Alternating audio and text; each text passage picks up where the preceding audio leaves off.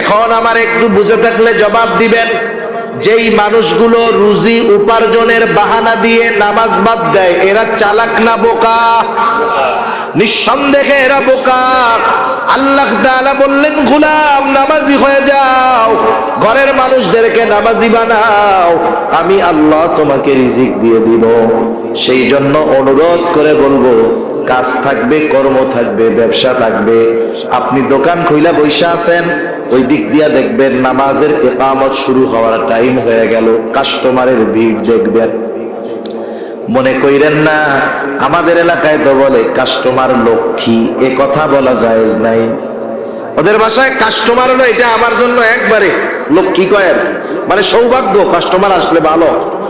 নামাজের সময় আসলো যে কাস্টমার, আপনি বুঝবেন আল্লাহ পরীক্ষার জন্য পাঠাইছে। দেখি এইগুলার লোভে নামাজ বাদ দেয় কিনা, এগুলো আল্লাহর পরীক্ষা হতে পারে। সেজন্য অনুরোধ থাকবে, নামাজি হয়ে যাই, মুসল্লি হই। আল্লাহ তাআলার ওয়াদা কখনো মিথ্যা হতে পারে না, চিন্তার কোনো কারণ নাই। হয়তো উপার্জন কম হবে, কিন্তু নামাজি হওয়ার কারণে ওই অল্প উপার্জনে বরকত যিনি দিবেন তিনি কে?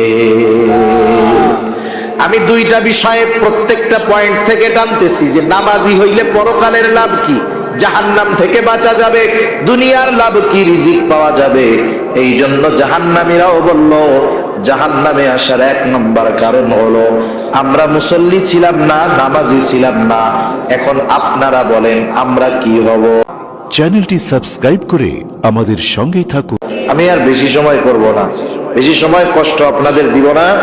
অল্প সময়ের মধ্যে আমি আমার মূল আলোচনাটা গুছায় নিয়ে আসছি ইনশাআল্লাহ। জান্নাতি জান্নাতে যাবার পর, জান্নাতে গিয়ে সে দুনিয়ার সব পরিচিত মানুষদেরকে খুঁজবে।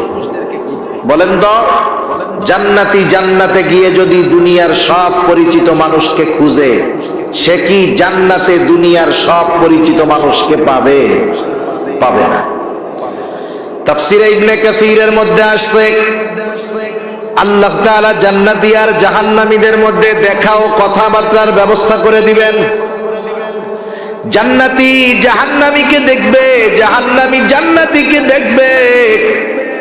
জান্নাতি যখন জাহান্নামের দিকে তাকায় দেখবে, দুনিয়ার অনেক পরিচিত মানুষ ওই জাহান্নামের শাস্তি ভোগ করতেছে। হয়তো তার কাছের বন্ধু, আত্মীয় স্বজন, প্রিয়জন। এই দৃশ্য যখন লোকটা দেখবে, সে আল্লাহর দরবারে কৃতজ্ঞতার মাত্রা বাড়ায়া দিবে। সে বলবে, আল্লাহ, দুনিয়ায় তো ওদের সাথে চলতাম, ওদের সাথে আমার সম্পর্ক ছিল, চলাফেরা ছিল। আল্লাহ, আপনি যদি আমার প্রতি দয়া না করতেন আল্লাহ, আজকে হয়তো আমাকেও ওদের সাথে জাহান্নামের মধ্যে থাকা লাগতো। আপনি আমার প্রতি দয়া করছেন বিদায় আজকে আমি জান্নাতে আসতে পেরেছি। এইবার জাহান্নামী জান্নাতের দিকে তাকায় দেখবে, জান্নাতের মধ্যে তার পরিচিত আপনজন, প্রিয়জন অনেকে জান্নাতের নাজ নেয়ামত ভোগ করতেছে, সে জাহান্নামের শাস্তি ভোগ করতেছে। এই দৃশ্যটা দেখবার পর এমনিতেই তো জাহান্নামে যাওয়ার কষ্ট, এই দৃশ্য দেখার পর তার আফসোসটা বেড়ে যাবে। কারণ তার প্রিয়জন, আপনজন জান্নাতে, সে জাহান্নামে। সে দুনিয়ার কিছু সময়ের জন্য আফসোস করবে, যেই সময়গুলো ভালো কাজ করার সুযোগ থাকার পরেও করে নাই। বাজারে একই সাথে দোকানদারি করে, ব্যবসা করে। এক দোকানদার আজান হলে নামাজে যায়, আর একজন আজান হলে নামাজে যায় না। বলেন তো এমন আছে না নাই? বন্ধুরা একই মাঠে খেলে, একসাথে খেলে, একই সাথে চলে। আজান দিল, নামাজের সময় হলো, 2 জন নামাজ পড়তে যায়, 10 জন যায় না। বন্ধুরা একসাথে চলে, 2 জন ভালো কাজ করে, বাকিগুলা মন্দ কাজ করে। হয় কি হয় না? এই যে যারা মন্দ কাজ করছে, নেকের কাজ করে নাই, ওরা তখন আফসোস করবে আর বলবে, আরে আমরা যদি দুনিয়ায় ওদের সাথেই তো থাকতাম, যদি মসজিদে যাইতাম, নামাজি হইতাম, গুনার কাজ থেকে যদি বাঁচতাম, তাহলে আজকে আমিও ওদের সাথে জান্নাতে থাকতে পারতাম। এই যে আফসোস, এই আফসোস তাদের অন্তরে তো আফসোসের কারণে কষ্টটা বেশি অনুভব হবে। এবার আল্লাহ তাআলা তাদের মধ্যে কথার ব্যবস্থা করে দিবে, কারণ জান্নাতি বান্দাদের জানতে মন চায় আমার আপনজন প্রিয়জন কেন জাহান্নামী হলো। আল্লাহ তাআলা জানায় দেন, ফি জান্নাতি ইয়াতাসাআলুনা আনিল মুজরিমিন। জান্নাতীরা পরস্পর মুজরিম পাপী তথা জাহান্নামীদেরকে জিজ্ঞাসা করবে, মা সালাকাকুম ফি সাকার। জান্নাতীরা পরস্পর ওই জাহান্নামীদেরকে জিজ্ঞাসা করবে, তোমরা জাহান্নামে যাওয়ার কারণ কি? কোন কারণে তোমরা জাহান্নামে গেলা? কারণ দুনিয়ায় তো একসাথেই চলতাম, একে অপরের পরিচিত ছিলাম, একই মাঠে খেলতাম, একই বাজারে ব্যবসা করতাম, একই অফিসে চাকরি করতাম। আমরা জান্নাতি, তোমরা কোন কারণে জাহান্নামে হলা? এইবার জাহান্নামীরা তাদের জাহান্নামে যাওয়ার 4টি কারণ বলবে। কয়টা কারণ? আরো জোরে, কয়টা কারণ? এই জাহান্নামীরা বলবে এই 4 কারণে আমরা জাহান্নামী। এই সূরার এই আয়াতগুলোর আলোকে আজকের মাহফিল থেকে আমাদের যেই জিনিসটা নিয়ে যেতে হবে সেটা হলো মাহফিলের শেষে এক একটা খিচুড়ির প্যাকেট, নাকি? এগুলো নিয়ে যেতে হবে। ওইটা কি আসল? আরে ওইটা তো হাদিয়া দিছে। কি কথা শুনতেছি! আমার জীবন পরিবর্তনের জন্য যা দরকার, আমার আখিরাত সুন্দরের জন্য যা দরকার, আমার জাহান্নাম থেকে বাঁচার জন্য যা দরকার, জান্নাতে যাওয়ার জন্য যা দরকার, সেই পাথেয়গুলো যত্ন সহকারে স্মরণ রেখে আমলে পরিণত করতে হবে ইনশাআল্লাহ। জাহান্নামীরা যেই 4 কারণে জাহান্নামী হবে, এই কারণগুলো যদি আমাদের কারো মধ্যে থাকে, আমরা কি রাখবো না বাদ দিয়ে দিব? নিজে নিজে অন্তরে প্রতিজ্ঞাবদ্ধ হন, হাত উঁচা করে ওয়াদা করানোর কোনো জরুরত নাই যে আমার মধ্যে যদি ওই জাহান্নামীদের কর্মগুলো থাকে আমি ওগুলো বাদ দিয়ে দিব। দেখেন, এক লোকের 2 পায়ে এমন অসুস্থতা হয়েছে, ডাক্তার পরীক্ষা নিরীক্ষা করে বলতেছে আপনার যদি জান বাঁচাইতে হয় 2 পা কেটে ফেলতে হবে রাম থেকে, আপনি আর হাঁটতে পারবেন না। বলেন তো, ডাক্তার যদি কাউকে এই কথা বলে জীবন বাঁচাতে হলে 2 পা কেটে ফেলতে হবে, আপনি কি পা রাখবেন না জীবন বাঁচাবেন? জীবন বাঁচাইলে পা থাকবে? এখন ডাক্তারের যদি বলেন হ্যাঁ ডাক্তার পা 2টা কেটে ফেলান, আপনি নিয়ে যাইয়েন কিন্তু আমি টাকা পয়সা দিতে পারবো না, এটা হবে? বরং হসপিটালে ভর্তি হবেন, টাকা পয়সা দিবেন, বেড ভাড়া দিবেন, ওষুধ খাবেন। যেই ডাক্তার ঠ্যাং 2টা কেটে ফেলছে আসার সময় তারে ধন্যবাদও দিয়ে আসবেন যে আপনি খুব সুন্দর অপারেশন করছেন, আল্লাহর রহমতে আপনার অপারেশন সাকসেসফুল করেছেন আল্লাহ, এই জন্য হয়তো দুনিয়ার মুখ দেখতে পারবো আর কিছুদিন। কাইটা ফেলাইলো ঠ্যাং, দিয়ে আসলেন ধন্যবাদ। তাহলে জীবনের ক্ষেত্রে জীবন বাঁচানোর জন্য 2 পা মূল্যহীন। আবার যদি কোনো রোগে কেউ আক্রান্ত হয়, ডাক্তার যদি বলে পাও তো 2টা নাই আপনার, 2 হাতের যেই অবস্থা, বাঁচতে হইলে 2 হাতও কাটতে হবে, কি করবেন? হাত 2টা কেটে ফেলবো, তবুও বেঁচে থাকতে চাই। ধরতে পারবো না, চলতে পারবো না, এরপরেও বেঁচে থাকাটা আমাদের কাছে কত দামি যে হাত পা যদি কেটেও ফেলতে হয় আমরা পিছপা হই না। কিন্তু আফসোস, আমরা জাহান্নাম থেকে বাঁচার জন্য কিছু কাজ করার দরকার, কিছু কাজ ত্যাগ করার দরকার। জীবন বাঁচানোর জন্য হাত পা কাটতে পরোয়া করি না, অথচ জাহান্নাম থেকে বাঁচার জন্য কিছু ভালো কাজ করি না, কিছু মন্দ কাজ ছাড়ি না। এটা আমাদের বদনসিব, ঠিক কিনা বলেন? সেজন্য অনুরোধ থাকবে করজোরে আপনাদের কাছে যে আমরা এই 4টি কারণ জানার পর আমাদের মধ্যে যদি ওই জাহান্নামে যাওয়ার কোনো কারণ থাকে আমরা এগুলো ত্যাগ করব ইনশাআল্লাহ। বেশি সময় আর আমি নিব না ইনশাআল্লাহ, 20 মিনিটের মধ্যে আমার আলোচনা শেষ হয়ে যাবে। জাহান্নামীরা এবার তাদের জাহান্নামে যাওয়ার কারণগুলো বর্ণনা করবে। আল্লাহ তাআলা জানায় দেন, তারা বলবে ক্বালু লাম নাকু মিনাল মুসাল্লিন। জাহান্নামীরা তাদের জাহান্নামে যাওয়ার 1 নাম্বার কারণ বলবে লাম নাকু মিনাল মুসাল্লিন, আমরা মুসল্লি ছিলাম না, মুসল্লি ছিলাম না।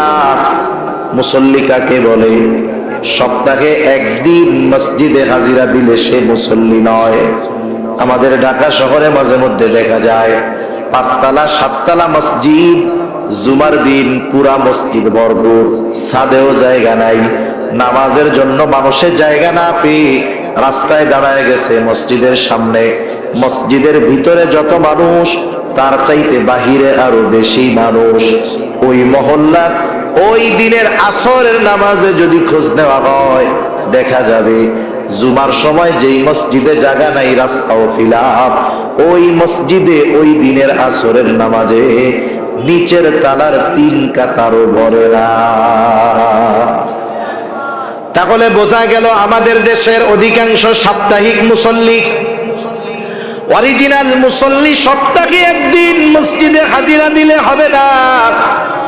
অরিজিনাল মুসল্লি দুনিয়ায় যত ব্যস্ততা থাকুক না কেন সে নামাজ ছেড়ে দিবে না, তার অন্তর মসজিদের সাথে লাগোয়া থাকবে। নামাজের সময় যখন হবে যত ব্যস্ততা থাক সে সব কিছু বাদ দিয়ে আল্লাহর কুদরতি কদমে সেজদা দেওয়ার জন্য রওনা হয়ে যাবে। সেজন্য আমাদের খাঁটি মুসল্লি হওয়ার দরকার। আফসোসের কথা হলো আমাদের বাংলাদেশ যত মুসলমান আছে সব মুসলমানের মধ্যে 10% মানুষও 5 ওয়াক্ত নামাজ পড়ে না। তার মানে 8 থেকে 10% মানুষ মুসল্লি, বাকি 90% মানুষ মুসলমান বেনামাজি, মুসল্লি নয়। হয়তো কেউ সাপ্তাহিক নামাজি, কেউ বা হয়তো বছরে 2 বার নামাজ পড়ে, ঈদের নামাজ। আবার অনেক মুসলমান খুঁজে পাবেন সারা জীবনে কোনো নামাজে হাজিরা দেয় নাই, একটা নামাজে অংশগ্রহণ করেছে, সেটা হলো তার নিজের জানাজার নামাজ। এর আগে কোন নামাজে সে যায় নাই, একটা নামাজে সে অংশগ্রহণ করতে বাধ্য হয়েছে, কারণ ওই নামাজটা ছিল তার জানাজার নামাজ। এমনও মুসলমান আমাদের সমাজে খুঁজলে 2-1টা পাওয়া যাবে, কি যাবে না? যাবে। এখন মানুষ তাইলে মুসল্লি না কেন, নামাজ পড়ে না কেন? এই কারণগুলো বাহির করার দরকার আছে না নাই? আপনি আমি যদি মানুষ নামাজ না পড়ার কারণ বাহির করি তাহলে দেখা যাবে মানুষ তার কর্মের কারণে নামাজ পড়ে না, কাজ কর্মের কারণে। ব্যবসায়ী ব্যবসার কারণে পড়ে না, ভ্যানওয়ালা ভ্যান চালানোর কারণে পড়ে না, চাকরিজীবী চাকরি করার কারণে পড়ে না। তার মানে মানুষ তার কাজ কর্মের কারণে নামাজ পড়ার সুযোগ পায় না, ঠিক কিনা বলেন? এখন বলেন তো বুঝা থাকলে, মানুষ কাজকর্ম, ব্যবসা বাণিজ্য, চাকরি, ট্রাক চালানো, বাস চালানো, টমটম চালানো, ভ্যান চালানো, এই কাজকর্ম কেন করে? হ্যাঁ, রিজিকের জন্য, তাই না? কিসের জন্য করে? জোরে বল। মানুষ সকল কর্ম, ব্যবসা, চাকরি বাকরি, এগুলো তো সব কর্ম, কেন করে? জোরে বলেন। এখন বুঝে থাকলে একটু জবাব দেন, এই রিজিকের মালিক কে? আরো জোরে, কে? ইমানদার এই কথা দৃঢ়ভাবে বিশ্বাস করতে হবে যে আমার কর্ম আমাকে রিজিক দেয় না। কর্ম হয়তো করি কিন্তু মূলত রিজিক দেয় কে? আল্লাহ তাআলা দেয়। রিজিকের মালিক রিজিক পাওয়ার যেই পদ্ধতি বলছে সেই পদ্ধতি বাদ দিয়ে যদি আমরা রিজিক তালাশ করি, হয়তো রিজিক পাবো কিন্তু বরকত থাকবে না। কি থাকবে না? বরকত থাকবে না। এখন রিজিকের মালিক কোন কাজ করলে রিজিক পাওয়া যাবে? রিজিকের মালিক বইলা দিছে, আমি আপনাদের একটু বলবো। রিজিকের মালিক বলে, ওয়া'মুর আহলাকা বিস-সালাতি ওয়াসতাবির আলাইহা লা নাসআলুকা রিজকা। রিজিকের মালিক বলে, গোলাম তুমি তোমার অধীনস্থদেরকে নামাজের আদেশ করো, তুমিও নামাজের উপরে অটল থাকো। তার মানে গোলাম ঘরের মানুষদেরকে মুসল্লি বানাও, তুমি নিজে মুসল্লি হয়ে যাও, তাইলে কি হবে? রিজিকের মালিক বলে, গোলাম লা নাসআলুকা রিজকা, আমি আল্লাহ তোমার কাছে রিজিক চাই না। তুমি মুসল্লি, তোমার ঘরের মানুষ যদি মুসল্লি হয়ে যায়, আল্লাহ তাআলা বলতেছেন নাহনু নারযুকুকা, আমি আল্লাহ তোমরা মুসল্লি হওয়ার কারণে তোমাকে আমি আল্লাহ রিজিক দিয়ে দিব।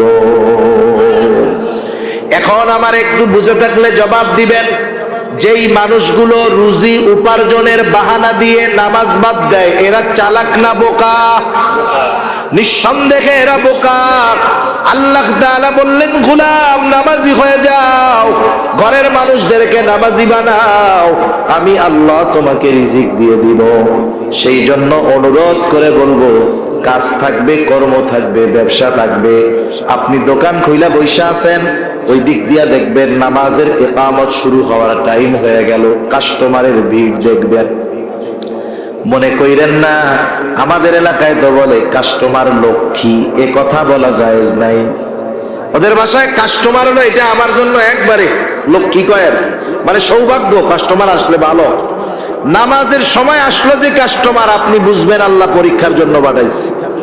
দেখি এইগুলার লোভে নামাজ বাদ দেয় কিনা, এগুলো আল্লাহর পরীক্ষা হতে পারে। সেজন্য অনুরোধ থাকবে, নামাজি হয়ে যাই, মুসল্লি হই। আল্লাহ তাআলার ওয়াদা কখনো মিথ্যা হতে পারে না, চিন্তার কোনো কারণ নাই। হয়তো উপার্জন কম হবে, কিন্তু নামাজি হওয়ার কারণে ওই অল্প উপার্জনে বরকত যিনি দিবেন তিনি কে? আমি দুইটা বিষয়ে প্রত্যেকটা পয়েন্ট থেকে টানতেছি যে নামাজি হইলে পরকালের লাভ কি, জাহান্নাম থেকে বাঁচা যাবে, দুনিয়ার লাভ কি, রিজিক পাওয়া যাবে। এই জন্য জাহান্নামীরাও বলল, জাহান্নামে আসার এক নম্বর কারণ হলো আমরা মুসল্লি ছিলাম না, নামাজি ছিলাম না। এখন আপনারা বলেন আমরা কি হব? আরো জোরে কি হব? আল্লাহ তৌফিক দান করুক, জোরে বলি আমিন। জাহান্নামীরা তাদের জাহান্নামে যাওয়ার দ্বিতীয় কারণ বলবে, ওয়ালাম নাকু নুতঈমুল মিসকিন, আমরা মিসকিনদেরকে খানা খাওয়াইতাম না। সাধারণভাবে খানা খাওয়ানো বড় ফজিলতের কাজ। খানা খাওয়ানোটাকে আমরা তিনটা ভাগে ভাগ করতে পারি। এক নাম্বার, সাধারণভাবে খানা খাওয়ানো। রাসূলুল্লাহ সাল্লাল্লাহু আলাইহি ওয়াসাল্লামের কাছে এক লোক এসে প্রশ্ন করতেছে, ইয়া রাসূলুল্লাহ আইয়ুল ইসলামি খাইর, ইসলামের মধ্যে সর্বোত্তম কাজ কোনটা? নবীজি ছিলেন উম্মতের রূহানি ডাক্তার।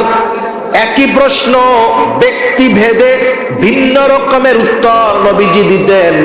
এই লোকের এই প্রশ্নের জবাবে নবীজি বললেন, তুতঈমুত তাআম ওয়া তাকরাউস সালাম আলা মান আরাফতা ওয়া মান লাম তারিফ।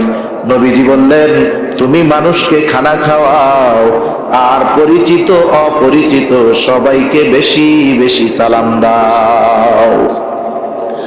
নবীজি বললেন, মানুষকে খানা খাওয়াও, কোন স্তর বিন্যাস করেন নাই।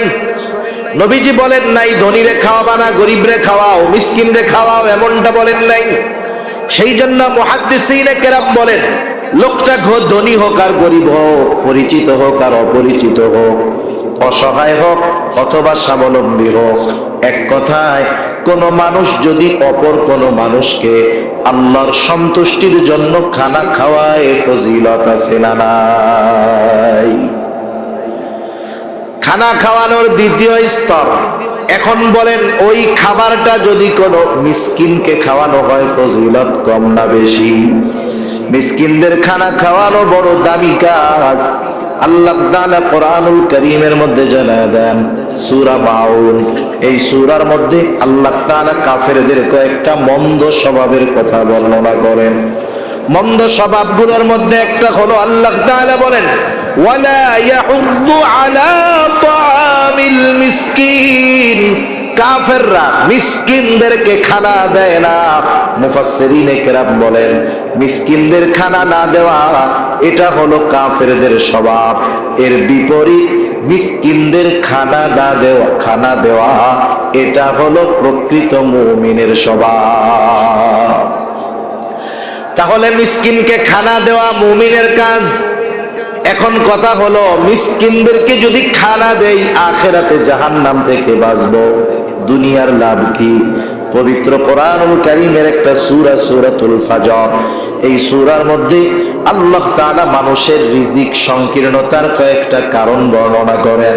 রিজিক সংকীর্ণতার অন্যতম কারণ আল্লাহ তাআলা বলেন, ওয়ালা তাহাদ্দুনা আলা তুআমিল মিসকিন।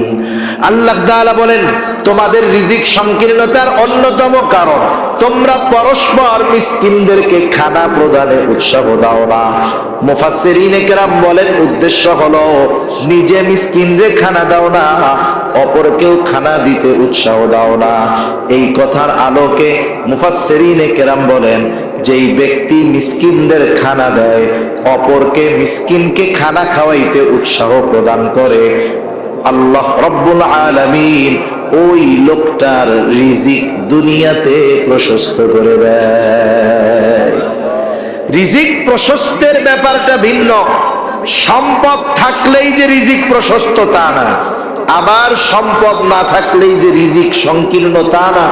আমাদের দেশে অনেক কোটিপতি আছে যারা ইচ্ছা করলে প্রতিদিন প্রতিবেলায় একটা উট জবাই করে খাইতে পারবে, কোনো ব্যাপার না। এমন টাকাওয়ালা আছে না নাই? আছে। এখন ওই মনে করেন এক ধনী অল্প বয়সে অসুস্থ হয়ে গেছে, ডাক্তারের কাছে গেছে টেস্ট করানোর জন্য। যারা টাকা যত বেশি এদের মরার ভয় তত বেশি। করোনার সময় দেখেন নাই গ্রামের মানুষ করোনারে কোনো বার্তা দেয় নাই, কিন্তু শহরের মানুষ এতটা সতর্কতা অবলম্বন করছে। এমনও হয়েছে, কাহিনী শুনেছি যে করোনা আসবে বাংলাদেশে তো কোনো ঘোষণা হয় নাই, 17ই মার্চের পরে হলো বাংলাদেশে আনা দিছে। এর আগে তো করোনা কিছু কাজবাজ করতে পারে নাই, কিন্তু এর আগের থেকেই একদল মানুষ 6 মাসের খাবার ঘরের মধ্যে নিয়ে যা প্রয়োজন ফ্রিজে লোড দিয়া চিন্তা করছে আমরা 6-7 মাস বাইরে যাব না, দরজা জানালা সব ক্লোজ, বাইরের হাওয়া বাতাসও ঢুকতে পারে না, করোনা ঢুকবে কেমনে? দেখা গেল কি ওই বিল্ডিং এর একজন হঠাৎ করে অসুস্থ হয়েছে, হাসপাতালে নিছে, টেস্ট করছে ওর করোনা। যেই বিল্ডিং এ করোনা, ওই বিল্ডিং ধরে সবাইরে টেস্ট করছে, অধিকাংশ লোকগুলোর করোনা ধরা পড়ছে। এখন চিন্তা করে দেখেন কত সতর্কতা অবলম্বন করার পরেও তারা কাউরে ঢুকতে দেয় নাই, তারা ঘর থেকে বাইর হয় নাই, কিন্তু করোনা যেয়ে তাগই ধরছে ঠিক মতো। সেজন্য টাকাওয়ালারা অল্প অসুস্থ হইলেই ডাক্তারের কাছে দৌড়ায়। এখন গেছে, ডাক্তাররাও বুঝে এ পার্টিরে যদি 2-4 হাজার টাকা টেস্ট দেই ও আমারে ডাক্তারই মনে করবে না। টেস্ট দিছে 1 লাখ টাকার টেস্ট, দেখবেন টাকাওয়ালারা এরকমই বলে ভাই অমুক ডাক্তারের কাছে গেছি, আরে টেস্ট সেই ডাক্তার কত জাস্টিফাই করার পরে আমারে ওষুধ দিছে, মানে 1 লাখ টাকার টেস্ট করাই এত 25,000 ডাক্তার খায়া বইয়া রয়েছে, কত আর তা বুঝে নেই। এখন টেস্ট করাইয়া ডাক্তারকে রিপোর্ট দেখাইতে আনছে, ডাক্তার বলে কাজ তো শেষ, কাজ শেষ। এই কথাই উনি আদা মরা। কি হয়েছে ভাই? আপনার দুনিয়ার সব বড় বড় রোগ, আপনার কি রোগ? ডায়াবেটিস হাই, রক্তচাপ, হাই প্রেসার আছে, আপনার কিডনির সমস্যা, হার্টেও সমস্যা আছে, রোগ আর বাকি আছে এই দুনিয়ার, টাকাওয়ালা রোগ এগুলো সব। এখন বলতেছে আপনি যদি বাঁচতে চান আমি যা বলি তাই শুনবেন। মানুষ আছে বাঁচার জন্য আল্লাহর কথা না শুনলেও ডাক্তারের কথা খুব ভালো মতো শুনে। কত মানুষ দুনিয়ায় আপনি পাবেন, ডাক্তার বলছে আপনার যেই ওষুধ দিলাম 4 ঘন্টা পর পর খাইতে হবে 6 ডোজ, 24 ঘন্টায় 6টা ট্যাবলেট যদি খাইতে হয় 4 ঘন্টা পর পর যাবেন। রাত 12টা একটা খাইছে, 4টা আর একটা খাইতে হবে। অ্যালার্ম দিয়ে উঠা ওষুধ ঠিকই খায়, কিন্তু ফজরের নামাজ পড়ার মতো সৌভাগ্য তার হয় না। আমাদের দেশের কত পোলাপান আছে ফজরের নামাজ পড়তে পারে না, কিন্তু বিশ্বকাপ রাত জায়গা 2টা-3টার সময় উঠে দেখা, এটা কিন্তু মিস হয় নাই, ঠিক কিনা বলে? কি জবাব দিবা তুমি যদি এইটা হইতো যে তুমি তোমার অবস্থার কারণে উঠতে পারো নাই, আল্লাহ হয়তো ক্ষমা করে বলতো পড়ছস পরে মাফ করে দিলাম, কিন্তু তুমি রাত জায়গা উঠে ফুটবল খেলা দেখতে পারো, কিন্তু সকালে ঘুম থেকে উঠে ফজরের নামাজ পড়তে পারো না, তোমার জন্য ছাড় এত সহজ না, ঠিক কিনা বলো? এখন ডাক্তার বলতেছে বাঁচতে যদি চান আমি যা কই তাই শুনতে হবে। আচ্ছা ডাক্তার রাজি আছে, শোনেন যেহেতু আপনার হাই প্রেসার, লবণ টবণ গরুর গোশত টোস্ত এইসব খাবেনই না, টোটাল বাদ। আচ্ছা কিডনির সমস্যা যেহেতু আছে শক্ত খাবার খাওয়া যাবে না, আবার হার্টেরও প্রবলেম আছে, আপনি খাবেন কি? শুনেন আপনি খাবেন আলা চাউলের জাউ। আলা চাউল চিনেন তো? আলা চাউলের জাউ খাবেন, খবরদার ওর মধ্যে লবণ দিবেন না। একটু বলেন তো আলা চাউলের জাউ রান্না কইরা লবণ ছাড়া যদি ছাগলের সামনে দেন খাবে? ও এক চাটা দিয়া বলবে আই ডোন্ট লাইক, এটা আমি আর খাবো না। একটু চিন্তা করে দেখেন, সম্পদের অভাব নাই, আল্লাহ তাআলা চাইলে ক্লোজ কইরা দিতে পারে কি পারে না? আবার কত আল্লাহর বান্দা আছে সম্পদ নাই, কিন্তু আল্লাহ তাআলা এমন খাওয়ান খাওয়ায় যে তার মাসের যে বেতন, 6 মাসের বেতন এক জায়গা করলে 1 মাসে যা খায় 6 মাসের বেতন দিয়েও কিনা খেতে পারবে না, ঠিক কিনা বলেন? সেজন্য রিজিক সংকীর্ণতা, রিজিক প্রশস্ততার বিষয়টা সম্পদের সাথে সম্পৃক্ত নয়। আমরা যদি মিসকিনদের খানা খাওয়াই, অপরকে উৎসাহ দেই, তাহলে আমাদের রিজিক প্রশস্ত করবেন কে?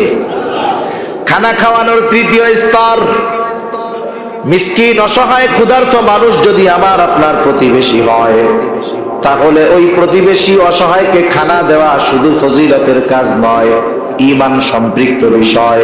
নবীজি বলেন, লাইসাল মুমিন আল্লাযী ইয়াশবাউ, ওই লোকটা মুমিন নয় যে নিজে পেট ভরে খায় আর তার প্রতিবেশী তার পাশে অভুক্ত কাটায়। সেজন্য রোজার মাস আসতেছে, অনেকে এখনই চিন্তা করতেছে 1 বস্তা ছোলা কিনা রাখবো, 1 বস্তা খেজুর, বেসন, সব দাম বাড়ার আগে আগে যা লাগে সব কিনা রাখবো। দেখা যাবে আমি আপনি ইফতারের সময় 5-6 প্রকারের আইটেম সামনে নিয়ে বসে আছি, আর আমার প্রতিবেশী তখন দেখা যাবে পান্তা ভাত আর শুকনা মরিচ পোড়ায়া ইফতারের জন্য অপেক্ষা করতেছে। আমি 6 আইটেম সামনে নিয়া এরপরেও আরো 1 আইটেমের জন্য আফসোস হয়, কিন্তু আমার প্রতিবেশী পান্তা ভাত আর মরিচ পোড়া নিয়ে অপেক্ষা করতেছে। এমনটা শোভনীয় নয়। যদি এমনটা হয়, বুঝতে হবে আমি আপনি প্রকৃত মুমিন হতে পারি নাই। সেজন্য প্রতিবেশীর দিকে খেয়াল রাখবো। মূল কথা, জাহান্নামীরা বলল ওয়ালাম নাকুনু তুইমুল মিসকিন, জাহান্নামে আসার দ্বিতীয় কারণ, আমরা মিসকিনদেরকে খানা দিতাম না। আমরা মিসকিনদের খানা খাওয়াবো, জাহান্নাম থেকে বাঁচতে পারবো, দুনিয়ার রিজিক আল্লাহ প্রশস্ত করে দিবে। 3 নাম্বার কারণ, তারা বলবে ওয়া কুন্না নাখুদু মাআল খাইদিন, আমরা অনর্থক মজলিসে যারা মগ্ন থাকতো তাদের সাথে গিয়ে আমরা বসতাম। আমাদের দেশের প্রত্যেকটা চায়ের দোকানের মজলিস অনর্থক মজলিস আছে না নাই? চার দোকান হলো এমন এক জায়গা, এক জায়গায় সবকিছু পাওয়া যায়। সুপার মার্কেট, ঢাকা শহরে কিছু মার্কেট আছে, এটা কয় সুপার শপ, একেবারে যা দরকার A to Z সব পাওয়া যায়। আর চার দোকান হইল সুপার জ্ঞানীদের জায়গা, ওই জায়গা যাবেন ডাক্তার, ইঞ্জিনিয়ার, উকিল, ব্যারিস্টার সব আছে। বৈশা থাকে চার দোকানে, যুদ্ধ বন্ধ করে দেয় ইউক্রেন রাশিয়া, চাই সুলুক দেয়ার বলে পুতিন যে কি করে আমি বুঝি না, একটা মাইরা দিলেই তো ইউক্রেন শেষ। এ বুদ্ধি দেয় না, এরকম কি করে? বৈশা আছে কই, খবর লাগায় কই। আদার ব্যাপারী জাহাজের খবর নেওয়া আমাদের একটা অভ্যাস হয়ে গেছে। এই যে মজলিসগুলো, এই সব জায়গায় যা হয় অনর্থক কাজ আর কথাবার্তা, দুনিয়ার কোনো লাভ নাই, আখিরাতের কোনো লাভ নাই। সেজন্য 2 ধরনের মজলিস ছাড়া বাকি সব মজলিস, এগুলো আমাদের জাহান্নামে যাওয়ার কারণ হতে পারে।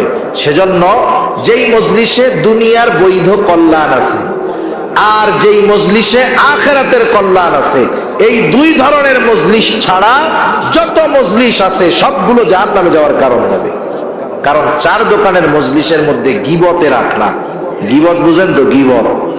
গীবত তো আমাদের গীবাত কইতেও মজা লাগে, শুনতেও মজা লাগে। কি মজার মজা! কতজন গীবত করে, আবার বাধা দিলে বলে এই মিয়া মিথ্যা কথা কইছি নাকি, ওর মধ্যে দোষ আছে বলেই তো কইতেছে, বলে না এরকম? তাহলে গীবতটা কাকে বলে? গীবত হলো কোন ব্যক্তির দোষ তার অনুপস্থিতিতে আলোচনা করা, চর্চা করা। যদি উদ্দেশ্য এমন হয়, এমন ব্যক্তির কাছে বলা হয় যার দ্বারা ওই ব্যক্তির পরিবর্তন সাধিত হতে পারে, তার কাছে বলা ভিন্ন কথা। কিন্তু আমরা তো দোষ চর্চা করি, এটা কত খারাপ! রাসূলুল্লাহ সাল্লাল্লাহু আলাইহি ওয়াসাল্লাম বলেন, আল গীবাতু আশাদ্দু মিনাজ জিনা, গীবত জিনার চাইতেও জঘন্য। শুধু তাই না, আল্লাহ তাআলা কোরআনুল কারীমের মধ্যে বলেন, ওয়ালা ইয়াগতাব বা'দুকুম বা'দা, আইয়ুহিব্বু আহাদুকুম আন ইয়াকুলা লাহমা আখিহি মাইতান ফাকারিহতুমু। আল্লাহ তাআলা বলেন, তোমরা পরস্পর পরস্পরের গীবত কইরো না। তোমরা কি এটা পছন্দ করো যে তোমরা তোমাদের মৃত ভাইয়ের গোশত খাবা? আল্লাহ তাআলাই বলেন ফাকারিহতুমু, তোমরা সেটাকে অপছন্দ করো, অথচ তোমরা এক ভাই অপর ভাইয়ের গীবত করার মাধ্যমে মৃত ভাইয়ের গোশত খাও। মা বোনরা আছে নাকি? শুনতেছে? আছে। এই যে রোজার মাস আসতেছে, রোজার মাসে যখন রোজা রাখবে মানুষ মনে করে না খাইয়া থাকার নামই হলো রোজা। আসলে বিষয়টা এমন নয়, বরং প্রত্যেকটা অঙ্গ প্রত্যঙ্গের রোজা আছে। রোজা রেখে যদি কেউ গুনাহ করে, রোজার যেই ফজিলত সেগুলা থেকে সে বঞ্চিত হবে। ফরজিয়ত হয়তো আদায় হবে, কিন্তু রোজার যেই ফজিলত সেগুলা থেকে সে বঞ্চিত হবে। আমাদের দেশে অনেক সময় হয়, রোজার মাসে তো সকালেও রান্না নাই, দুপুরেও রান্না নাই। অনেক সময় আমাদের মা বোনেরা এক জায়গায় বসেন, এক জায়গায় বসে ভালো কথাই শুরু করেন, কিন্তু ভালো কথা থেকে এক সময় আস্তে আস্তে ওই মজলিসটা গীবতের মজলিসে পরিণত হয়ে যায়। ঠিক কিনা বলেন? এজন্য এই রোজার মাসে মা বোনদের প্রতি বিশেষ অনুরোধ থাকবে, আমরা এই ধরনের হালাকা, এই ধরনের মজলিস কায়েম করব না। সারা বছরই তো কষ্ট থাকে। গ্রামের মানুষ যারা গৃহস্থ ফ্যামিলি, এদের সারা বছরই এক ফসলের পরে আর এক ফসলের কর্ম থাকে। রোজার মাস সকলেই চিন্তা করে কাজের চাপটা একটু কমায়া দিতে। এই ফাঁকে আমরা একটু কিতাবাদি পড়বো, কোরআন শরীফটা একটু পড়বো, কিছু মাসলা মাসাইল জানবো, কিছু দ্বীনি মুযাকারা করব। তাহলে কি হবে? আমার রোজা রাখাও হবে, রোজার যেই ফজিলত সেটাও আমি পাবো। কিন্তু রোজা রেখে যদি গুনাহ করি, রোজার ফরজিয়ত আদায় হবে ঠিক, কিন্তু রোজার যেই অনেক ফজিলতের কথা হাদিসের মধ্যে আসছে সবগুলো থেকে আমাদের বঞ্চিত হতে হবে। সেজন্য রোজা রাখা গুনাহ করব না, বলেন ইনশাআল্লাহ। অনর্থক মজলিসে আমরা লিপ্ত হইতাম। 4 নাম্বার, তারা বলবে ওয়া কুন্না নুকাদ্দিবু বিয়াউমিদ্দিন, আমরা কিয়ামতের দিবসকে অস্বীকার করতাম। মুফাসসিরিনে কেরাম বলেন দুটো দিক হতে পারে। একটা হলো কিয়ামতকে অস্বীকার করা, কিয়ামত অস্বীকার করলে জাহান্নাম, কোনো সন্দেহ নাই। আর একটা হলো কিয়ামত অস্বীকার করে না, তবে কিয়ামতের ব্যাপারে উদাসীন, গাফেল, ও জাহান্নামে যাবে। অস্বীকার করলে অনন্তকাল জাহান্নামী, আর যদি গাফেল হয় তাকে হয়তো দীর্ঘস্থায়ী জাহান্নামের মধ্যে থাকতে হবে। এইবার জাহান্নামীরা বলবে এভাবে চলছে দুনিয়া, নামাজ পড়লাম না, মিসকিনদের খানা দিলাম না, অনর্থক মজলিসে সময় কাটায় দিলাম, আমরা কিয়ামতের ব্যাপারে উদাসীন ছিলাম, এভাবে চলছে দুনিয়া, হায়াত ফুরায় গেল। হাত্তা আতানাল ইয়াকিন, দৃঢ় সত্যের আগমন ঘটলো, অর্থাৎ মৃত্যুর আগমন ঘটলো। মারা গেলাম, তাওবা করতে পারলাম না, ভালো কাজ করতে পারলাম না, এখন আমাদের ঠিকানা হলো জাহান্নাম। তাহলে একটু চিন্তা করে দেখেন, স্পষ্টভাবে আল্লাহ তাআলা জানায় দিলেন সূরা মুদ্দাসসিরের এই আয়াতগুলোর আলোকে, জাহান্নামীরা কয় কারণে জাহান্নামী? আরো জোরে বলেন, কয় কারণে? 1 নাম্বার, ওরা মুসল্লি নয়, আমরা মুসল্লি হব। 2 নাম্বার, ওরা মিসকিনদের খানা দিত না, আমরা মিসকিন অসহায়দেরকে খানা দিব।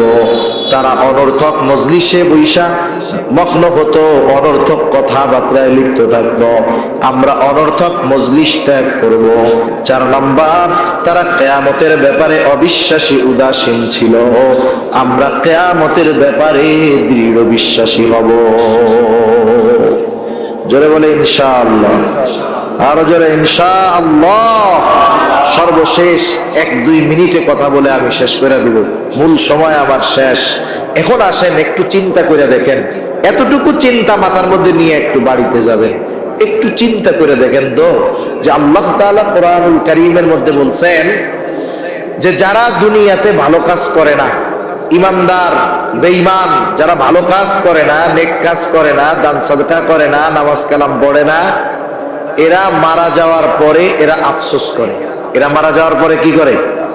আফসোস করে। এই আফসোস আমরা কেউ দেখিও না, শুনিও না, কিন্তু যিনি দেখেন, যিনি শোনেন, তিনি কে? এখন আফসোস কি জন্য করে জানেন? আফসোস করে হায়াতের জন্য। কিসের জন্য? বলে আল্লাহ আমাদেরকে একটু সময় দিয়া দুনিয়াতে যাওয়ার একটু সুযোগ দেন। কি বলে? একটু সময় দেন আমাদের। আল্লাহ তাআলা কোরআনুল কারীমের মধ্যে বলেন, এই মানুষগুলো কি বলে? ফায়াকুলা রাব্বি লাউলা আখরতানি ইলা আজালিন করিব, ও আমার রব আমাদেরকে যদি একটু অবকাশ দিতেন, একটু সময় দিতেন, আমরা যদি আবার কিছু সময়ের জন্য দুনিয়ায় যাওয়ার সুযোগ পাইতাম, ফাআসসাদদাকা ওয়া আকুম মিনাস সালিহিন, আমরা দুনিয়ায় গিয়ে আমাদের সম্পদ থেকে দান সদকা করতাম, এত বেশি নেক আমল করতাম যে আমরা সৎ কর্মশীলদের অন্তর্ভুক্ত হয়ে যাইতাম। বলেন তো ওই মানুষগুলো মৃত্যুর পরে আল্লাহ তাআলার কাছে কিছু সময় চাইবে, কিন্তু তাদের কি সেই সময় দেওয়া হবে নাকি? ওই মরার পরে যেই সময়ের জন্য তারা আফসোস করবে, আমরা যারা বেঁচে আছি সেই মূল্যবান সম্পদ সময় আমাদের আছে না নাই? এই জন্য চিন্তা করতে হবে ভাই, যেন মরার পরে এই সময়ের জন্য আফসোস না করা লাগে। মোমবাতির মতো হলো হায়াত। মোমবাতি যেমন যখন জ্বালায় দেওয়া হয় আস্তে আস্তে ক্ষয় হয়ে যায়, এক সময় নিশ্চিহ্ন হয়ে যায়। আমি আপনি যখন মায়ের গর্ভে ছিলাম, আমাকে আপনাকে যেই দিন রূহ দেওয়া হয়েছে ওই দিন থেকে হায়াত নামক মোমবাতিটা জ্বালায় দেওয়া হয়েছে। সময় যাচ্ছে, মোমবাতি যেমন সময়ের সাথে সাথে ক্ষয় হওয়ার দিকে যায়, লয় হওয়ার দিকে যায়, সময় যত যায় আমি আপনিও মৃত্যুর দিকে ধাবিত হচ্ছি। এই চিন্তাটা বেশি বেশি কইরা দুনিয়ার এই সময়টাকে কাজে লাগাবো ইনশাআল্লাহ, যেন আমাদের মরার পরে আফসোস না করতে হয়। এজন্য আল্লাহ তাআলা বান্দার প্রতি কত মেহেরবান। একটু চিন্তা করে দেখেন, একেবারে খোলাসা ভাবে, স্পষ্ট ভাবে বান্দাদেরকে সব খবর আল্লাহ তাআলা দিয়ে দিয়েছেন এই কোরআন হাদিসের মধ্যে। এরপরেও কেন আমরা গাফেল? বলেন তো, একটা লোক জানলো না, না জেনে একটা অন্যায় করলো, আরেকজন ওই কাজটা খারাপ জানার পরেও করলো। এই দুই লোককে যদি আপনার সামনে এই বিচারের জন্য হাজির করা হয় যে এদের দুইজনের অপরাধ একই, তবে তফাৎ ও যে এইটা অপরাধ জানতো না আর ও জানে এইটা অপরাধ এরপরেও করছে, আপনি কি বিচার করবেন? বলেন, কি বিচার করবেন? বলবেন যে জানে না তার একটু শাস্তি কম দিবেন। বলবেন ও তো জানে না সেজন্য ওরে মাফ করলাম প্রথমবার, তুই যাই না কেন করলি, তোর শাস্তি হবে দ্বিগুণ, এইবারেরটা আর গতবারেরটা। ঠিক কিনা বলেন? তাহলে আমাদেরকে কোরআন সুন্নায় কি করতে হবে, কি ছাড়তে হবে, কি করলে জান্নাতি হব, কি করলে জাহান্নাম থেকে বাঁচবো, স্পষ্ট খোলাসা ভাবে জানিয়ে দিয়েছেন আল্লাহ তাআলা। এগুলো আমরা অনেক কিছু জানার পরেও যখন আমল করি না, তাইলে শাস্তির মাত্রা কম হবে না বেশি হবে? আমাদের সকলকে বিশেষ করে ভাই আমার বুক ব্যথাচ্ছে, এটা তো আগে বলবেন। ওগুলো প্রস্তুত হয় নাই, তাহলে হারিয়ে করেন না। আমি আলোচনা শেষ করে দিয়েছি, আমি বারবার যখন বললাম তখন বলবেন না। আমি এমনি এত দীর্ঘ সময় করি না, আমার বুক পিঠ ব্যথাচ্ছে, বুঝতেছেন না তো? রাত বাজে 1:45 বেজে গেছে, 12:40।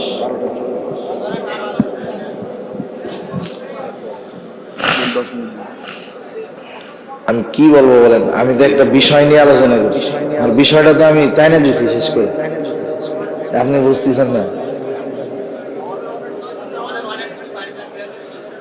মনের থেকে যেটা হয় সেটাই বলতে নেই, সময়ের কোনো এটা নির্ধারিত হবে না।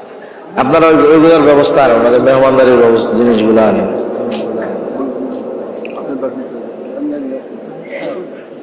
যাই হোক, মূল বিষয়গুলো হলো সময়ের মূল্যায়নটা, এটা বোঝা। সময় আমাদের এ দুনিয়ার সবচাইতে দামি এক সম্পদ, দুনিয়ার অন্যতম দামি সম্পদ এক সময়। এখন সুযোগ আছে, সময় আছে, আমরা এই সুযোগ এবং সময়গুলোকে নেকে ভালো কাজে পরিণত করার চেষ্টা করব। কখন কার মৃত্যু আসে বিষয়টা বলা যায় না, কখন হায়াত ফুরিয়ে যায় এটা বলা যায় না। অনেক সময় আমরা মনে করি যে আমরা যখন বৃদ্ধ হব এরপরে মনে হয় আমাদের মরণ হবে, কিন্তু মৃত্যু আসার শর্ত এটা না যে বুড়া হইলে মরবে, যুবক যে সে মরবে না, বিষয়টা এমন নয়। কখন মৃত্যু হবে এটা বলা যায় না। আমাদের প্রত্যেকের একটা নির্ধারিত সময় আছে। যখন আমি আপনি মায়ের গর্ভে ছিলাম, আল্লাহ সুবহানাহু ওয়া তাআলা যখন ফেরেশতাকে পাঠিয়ে দিয়েছে যে ওই রূহ আমার আপনার মধ্যে যখন ফুঁকে দেওয়া হয়েছে, ওই সময় আমার আপনার দেহের সাথে এই রূহ কতদিন থাকবে এই বিষয়টা আল্লাহ তাআলা নির্ধারিত করে দিয়েছেন। সেজন্য আমাদের প্রত্যেকের একটা নির্ধারিত সময় আছে। সেই সময় যখন উপস্থিত হবে, আমি আপনি যদি সুস্থ থাকি, বাঁচার কোনো উপায় নাই। ওই সময় যতক্ষণ না আসবে, আমি আপনি যতই অসুস্থ হই, ওইটা আমাদের মরণ হবে না। এই যে কতদিন আগে দেখলাম যে আরব দেশের এক যুবরাজ, এক প্রিন্স রাজপুত্র 18 বছর ধরে কোমায় আছে, 17 না 18 বছর লাইফ সাপোর্টে লাগানো। এই 17-18 বছর সে না একটা কথা বলছে, না একবার চোখ খুলছে, না একবার নড়াচড়া করছে, এক অবস্থায় বিছানার উপরে একইভাবে আছে। তাকে পাইপের মাধ্যমে তরল খাবার খাওয়ানো হয়, প্রস্রাব পায়খানা সে পাইপ লাইনের মাধ্যমে করে, একভাবে আছে। 18 বছর বেঁচে আছে, মারা যায় নাই, একটু বাকি মরতে। এত অসুস্থতার পরেও আল্লাহ তাআলা তাকে বাঁচায় রাখছেন, কারণ হলো তার হায়াত এখনো ফুরায় নাই। আপনারা দেখছেন না, শোনেন নাই, এই যে তুরস্কের ভূমিকম্পে 10 দিন পরেও সুস্থ সুস্থ মানুষকে উদ্ধার করা হয়েছে। 10 দিন কোথায় ধ্বংসস্তূপের কত নিচে, যেখানে বাতাস পৌঁছানো কঠিন, খাবার পৌঁছানো কঠিন, হায়াত আছে, আল্লাহ তাআলা ওই জায়গায় বাঁচায় রাখছে। গর্ভবতী মহিলা, ভূমিকম্পে তার গর্ভপাত হয়ে গেছে, মহিলা পরিবারের সব মারা গেছে, কিন্তু ওই সদ্য ভূমিষ্ঠ ওই ছোট বাচ্চা ভূমিষ্ঠ হয়েছে মাত্র, মার দুধ পর্যন্ত পান করতে পারে নাই, অথচ ওই বাচ্চাটাকেও বাঁচায় রাখছে কে? আল্লাহ। সেজন্য হায়াত এক জটিল জাত দামি জিনিস। থাকতে এর মূল্যায়ন আমরা যদি না বুঝি, যখন থাকবে না দাম বুঝবো, কিন্তু করার কিছু আমাদের থাকবে না। সেজন্য হায়াত আছে। যুবক ভাই যারা আছেন, তরুণ যারা আছেন, অনেকে মনে করে যৌবনকাল এটা মনে হয় গুনাহ করার টাইম।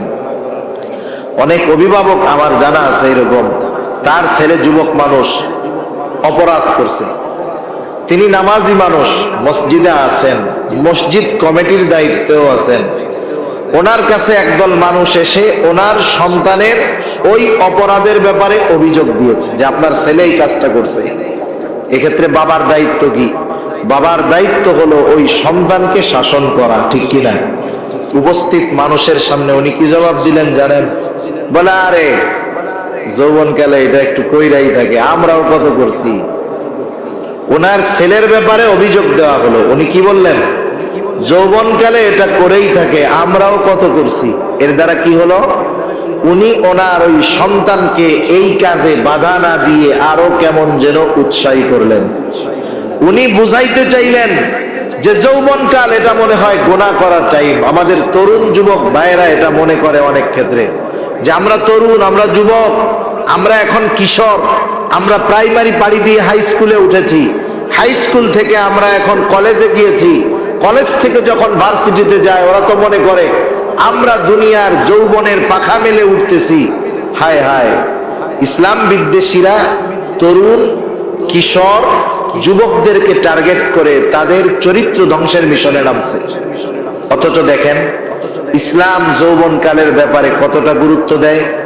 কিয়ামতের দিন প্রত্যেকটা মানুষকে 5টা করে প্রশ্ন করা হবে। কয়টা প্রশ্ন? 5 প্রশ্ন। যারা নাবালক তাদের অবস্থা ভিন্ন। 5 প্রশ্নের মধ্যে সবচাইতে গুরুত্বপূর্ণ প্রশ্ন হলো, তুমি তোমার যৌবনকাল কিভাবে অতিবাহিত করছো? স্পেশাল প্রশ্ন, যে তুমি তোমার যৌবনকাল কিভাবে অতিবাহিত করেছো। শুধু তাই না, রাসূল আকরাম সাল্লাল্লাহু আলাইহি ওয়াসাল্লামও যৌবনকালের ইবাদতের গুরুত্ব বোঝাতে গিয়ে বলেন, হাসরের দিন, কিয়ামতের দিন 9,30,00,000 মাইল দূরের ওই সূর্যটা মানুষের একেবারে নিকটে থাকবে। এত দূরে সূর্য, তাই এই গরমের সময় কি তাপ, আর যখন একেবারে কাছে থাকবে কি অবস্থা হবে। নবীজি সাল্লাল্লাহু আলাইহি ওয়াসাল্লাম বলেন, কোথাও কোনো ছায়া থাকবে না আরশের ছায়া ছাড়া। নবীজি বলেন, ওই আরশের ছায়ায় 7 শ্রেণীর মানুষ স্থান পাবে। কয় শ্রেণীর মানুষ? 7 শ্রেণীর মানুষ। এর মধ্যে এক শ্রেণীর মানুষ হলো ওই যুবক যে তার যৌবনকাল ইবাদতের মাধ্যমে অতিবাহিত করেছে। ওই যুবক আরশের ছায়ায় পাবে। এই ধরনের হাদিস দ্বারা এটাই বোঝা যায় যে ইসলাম আমাদেরকে সুস্থ থাকা অবস্থায় যৌবনের ইবাদতের ব্যাপারে উদ্বুদ্ধ করে, আর ইসলাম বিদ্বেষীরা আমাদের যৌবনকালকে এনজয়ের টাইম মনে করার জন্য আমাদের উদ্বুদ্ধ করে। ঠিক কিনা বলেন? আচ্ছা দেখেন তো, অনেকে আছেন সরকারি চাকরি করেন, 18, 19, 20 বছর বয়সে সরকারি চাকরি হলো, 63 বছর বয়সে আপনি রিটায়ারমেন্টে আসলেন। এই যে আপনার জীবনের সবচাইতে গুরুত্বপূর্ণ 40টা বছর আপনি গভর্নমেন্টকে সার্ভিস দিয়েছেন। 62 বছর বয়সে যখন আপনি বাড়ি আসছেন, আপনি অকেজো। এটাই বাস্তবতা। এই 62-40 বছর আপনি যথাযথভাবে দায়িত্ব পালন করলেন বিদায় আপনার চাকরি যখন শেষ, গভর্নমেন্ট আপনাকে আশাহত করে নাই, টেনশনে রাখে নাই, আপনার চিন্তা করা লাগে নাই যে চাকরি শেষ করে এই 62 বছর বয়সে বাড়ি গিয়ে আমি কি খাবো। টেনশন করা লাগছে? আপনি আসার সময় আপনাকে এককালীন মোটা অঙ্কের একটা টাকা দিয়েছে, আবার প্রতি মাসে মাসে পেনশনের ব্যবস্থা করছে। আপনি হয়তো চিন্তা করতেন যে আমার তো স্ত্রী আছে, আমি মারা গেলে আমার বউ কি করবে। গভর্নমেন্ট কেমন যেন বলে দিচ্ছে, চিন্তা কইরো না, তুমি মরার পরে তোমার বউ এই ফ্যাসিলিটি পাবে। আপনার ছেলে একটা প্রতিবন্ধী আছে, আপনি চিন্তা করেন সবগুলো তো যেমন তেমন, ও কি করবে। কেমন যেন গভর্নমেন্ট বলতেছে, টেনশন কইরো না, তুমি থাকবা না, তোমার স্ত্রী থাকবে না, তোমার এই ফ্যাসিলিটি তোমার ওই প্রতিবন্ধী সন্তানকে দেওয়া হবে। একটু চিন্তা করে দেখেন তো, দুনিয়ার একজন রাষ্ট্রপ্রধানের বা এক গভর্নমেন্টের দায়িত্ব যথাযথভাবে পালন করার পর জীবনের শেষ সময় এসে সে আশাহত করে না, আগে চাকরি কইরা বেতন পাইতো, শেষ সময় চাকরি ছাড়া বেতন দেয়। ঠিক কিনা? এজন্য কোন ব্যক্তি যদি যৌবনকালে ইবাদত করে, সুস্থ অবস্থায় সে যেই ইবাদত গুলো করে, সে যদি কখনো অসুস্থ হয়ে যায়, এই সুস্থতাকালীন যেই ইবাদত গুলো করত অতিরিক্ত, অসুস্থতার সময় ইবাদত না করলেও আল্লাহ তাআলা সুস্থতার সময়ের সমপরিমাণ সওয়াব তার আমলনামায় দিয়ে দেয়। সুবহানাল্লাহ। এজন্য আমি যে কথাটা বোঝাতে চাইলাম যে এখন আমরা সুস্থ আছি, হায়াতটা বড় দামি, সময়টা বড় দামি। এখন যদি কাজে লাগাই তাইলে পরে আর আফসোস করতে হবে না। আল্লাহ তাআলা আমাদের সবাইকে সময়ের দাম, সময়ের মূল্য বোঝার তৌফিক দান করুন। সকলে বলি আমিন, আরো জোরে বলি আমিন।